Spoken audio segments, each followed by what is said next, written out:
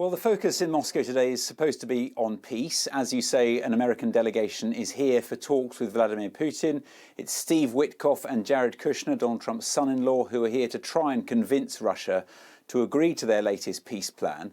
But as you said there, Vladimir Putin has appeared to have given his answer before even meeting them. After giving a speech at this investment forum, he was asked by reporters about this latest peace plan and what Russia thinks of it. And he started lashing out at Europe. He claimed that Europe is on the side of war. He said that if Europe wants to fight a war, then Russia is ready. And he accused them of trying to block the peace process by imposing conditions and demands within the peace deal that he called absolutely unacceptable to Russia. And I think that was an element of pitch rolling going on here, basically giving an excuse as to why Russia won't agree to the latest plan that's on the table from the Americans.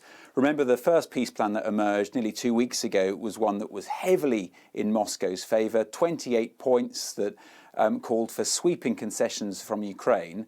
But then after 2 rounds of talks between the Americans and the Ukrainians, the US side said they'd come up with a refined framework that, according to Volodymyr Zelensky, he said today that is now 20 points. He said some things still need to be worked out, but now more than ever, there is a chance to end this war. The White House appears to share that optimism. Donald Trump, ahead of this trip to Moscow by his negotiators, said that a deal can be reached. But judging by Vladimir Putin's latest comments, I think that optimism is misplaced, because there is no sign at all that Russia is going to make any compromises, that they're ready to make any concessions or meet Ukraine in the middle with this 20-point peace plan.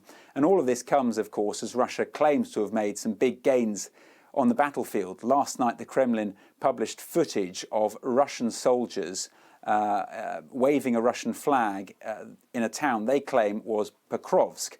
It's been a key target of the Russian forces for some time now. It's a key strategic town in the Donetsk region, and they claim that they have now captured it in its entirety. Now, Ukraine disputes that, but Russia is dining out on this and making the most of this claim, with all this footage flooding social media here. And I think that's all designed to send a message to the Americans that Russia has the superiority on the battlefield, and therefore it should be calling the shots in the negotiations, not bowing to Ukrainian or European demands. And I think that is a message that Vladimir Putin will seek to emphasize and reinforce when he finally meets the Americans in the Kremlin a little bit later.